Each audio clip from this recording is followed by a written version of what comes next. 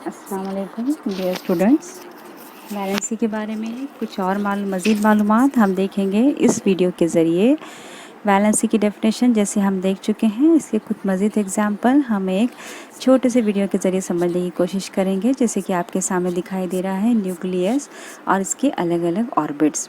Nucleus में मौजूद protons and neutrons, इसके के शेल एल एम।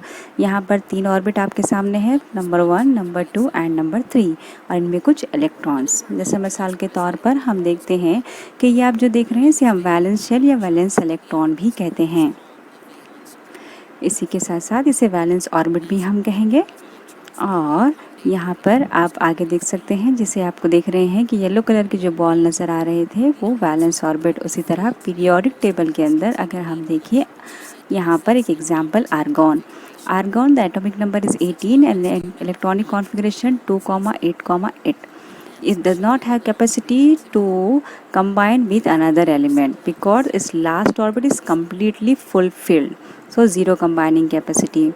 उसी तरह से एक और एग्जाम्पल हम यहाँ पर देख रहे हैं, जैसे कि यहाँ पर आपको 2 यहाँ अलग अलग एलिमेंट्स नज़र आ रहे हैं जो एक दूसरे के साथ कंबाइन हो रहे हैं, शेयर कर रहे हैं। The capacity of an atom to combine with another atom is called as valency. जैसे कि हम वैलेंसी की डेफिनेशन देख चुके हैं। Metals have tendency to lose electrons and non metals have tendency to gain the electron. For example sodium. देखिए यहाँ पर सोडियम के last orbit electronic configuration 2,8,1 because atomic number is 11, and the chlorine its atomic number is 17 and electronic configuration is 2,8,7। यहाँ पर देखिए both are combine with each other, दोनों एक दूसरे के साथ कंबाइन हो रहे हैं। Sodium have tendency to lose their one valence electron and chlorine have tendency to accept their valence electron for completing their octet.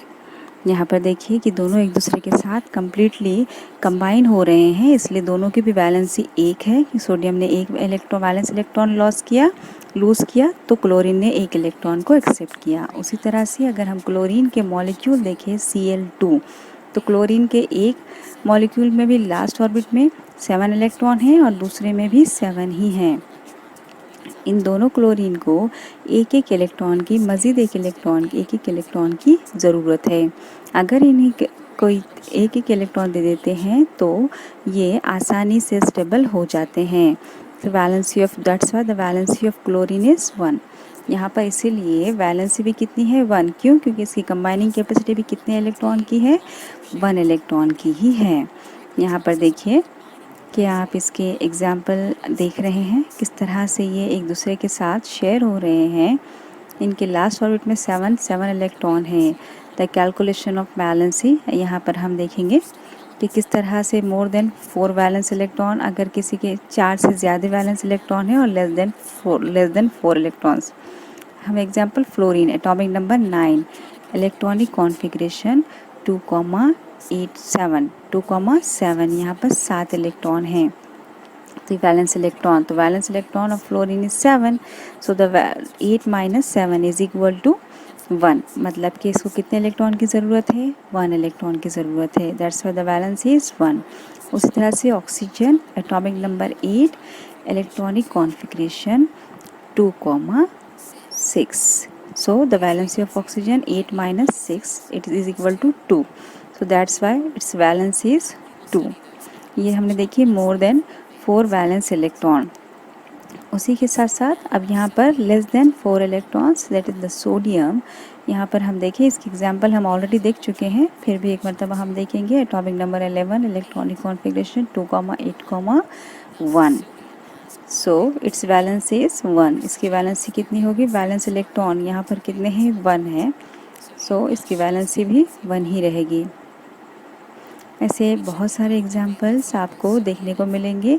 Sodium और फ्लोरीन, यहाँ पर देखिए कंपैरेटिवली दोनों की सोडियम लूजेस द 1 इलेक्ट्रॉन और यहाँ पर fluorine gains an electron. Sodium अपना इलेक्ट्रॉन लूज करता है तो फ्लोरीन इसको गेन करता है।